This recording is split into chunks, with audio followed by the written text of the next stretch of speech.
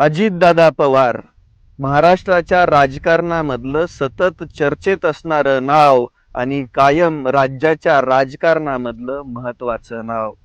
ही बातमी ऐकल्यानंतर महाराष्ट्रातील प्रत्येक व्यक्तीला धक्का बसलाय, मन सुन्न झालंय आणि हा महाराष्ट्र अगदी स्तब्ध झालाय. बारामतीमध्ये विमान लँड करत असताना झालेल्या अपघातामध्ये 6 जणांचा मृत्यू झाला. डीजीसीएच्या माहितीनुसार या महाराष्ट्र राज्याचे उपमुख्यमंत्री अजितदादा पवार पण आपल्या सगळ्यांना सोडून गेलेले आहेत. हे ऐकून प्रत्येक समाजमन हळहळणार आहे. दादांची कार्यपद्धती, दादांच्या गोष्टी, सगळ्या गोष्टी सतत चर्चेत असायच्या.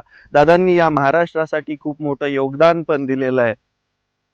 पण अशी घटना घडून त्यांचं जाणं म्हणजे अनाकलनीय आहे.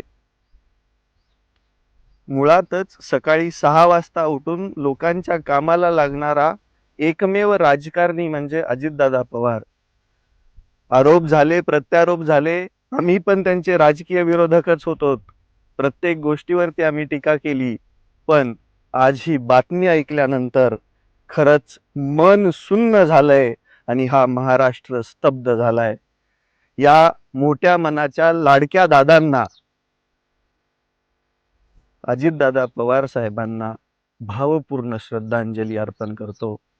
त्यांचं जाणं म्हणजे अनाकलनीय आहे आणि त्यांच्या जाण्यानं या महाराष्ट्र राज्याची खूप मोठी राजकीय हानी झालेली आहे.